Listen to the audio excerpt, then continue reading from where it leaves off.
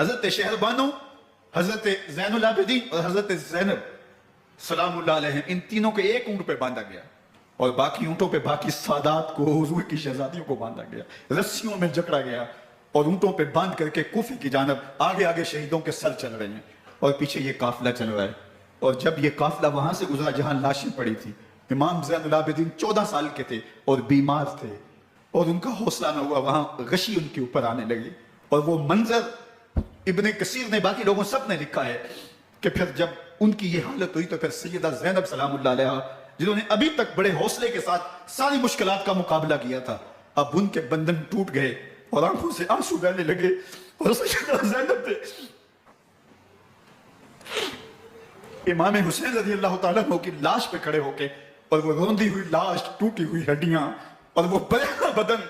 کٹا ہوا سر نیزے کی نوک پہ اور لاش یہ پڑی ہے، تو حضرت سیدہ زینب نے مدینے کی طرف منہ کر کے جو ہے وہ حضور سے فریاد کی، یا محمد آہو، یا محمد آہو، ھذا حسین بالآراء مزمل بالدماء، یا محمد آہو بناتوں کا سبایا۔ یا رسول اللہ، اے پیارے آقا، یا جد آہو، اے ہمارے نانا محترم، یہ دیکھیے آپ کا حسین پڑا ہوا ہے، بدن سے کپڑے اتار لیے گئے، خاک ہوائیں اڑا رہی ہیں اور اس کے اوپر چادر جو ہے وہ مٹی کی پڑ گئی ہے، حضور آپ کی اولاد کاٹ دی گئی، اور پھر کہا بناتوں کا سبایا، حضور دیکھیے آپ کی بیٹیوں کے ہاتھ باندھ دیے گئے ہیں، اونٹوں پہ کس دیا گیا ہے، سرے شہیدہ آگے آگے چل رہے ہیں اور حضرت سیدنا امام حسین کا آگے آگے سب ہے۔ راستے کے اندر ایک جگہ آئی، رات گزری اور ان کو اتارا گیا، رات کا موقع تھا، ایک خاتون آئی اور اس نے کوئی کھانا پیش کیا ان کو اور کہا کہ میں کسی زمانے میں حضرت سیدہ فاطمہ تو زہرا کی نوکری کیا کرتی تھی، ان کی لونڈی تھی، ان کی کنیز تھی،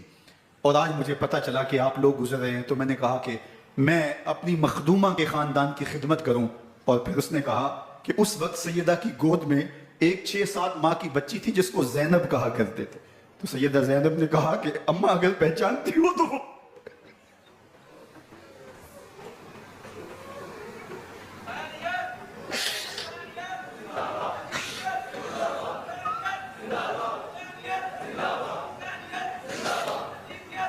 یہ تاراج اور لٹا ہوا کارواں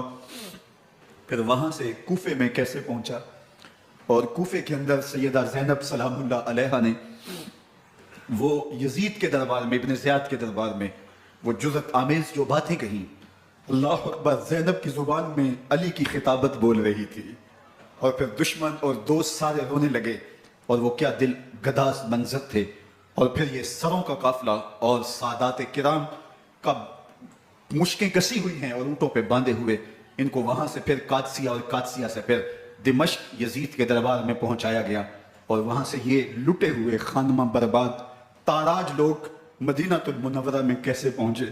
اور اہل مدینہ نے کیسے استقبال کیا، اور وہ منظر کتنا دلگداز تھا جب اہل مدینہ زینب سے پوچھتے تھے زینب حسین کہاں ہے؟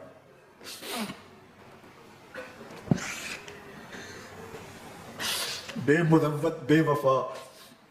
تیرا بھی کیا افسانہ ہے، جس نے اپنی ہی شمع کو گل کیا تو وہ پروانہ ہے۔ اپنے پیغمبر کے شہزادوں کو اور اپنے پیغمبر کی شہزادیوں کو جو دکھ اس امت نے دیے، یہ کائنات کی ایک انوکھی داستان ہے۔ اللہ ہمیں اسوہ شبیری پہ عمل کی توفیق عطا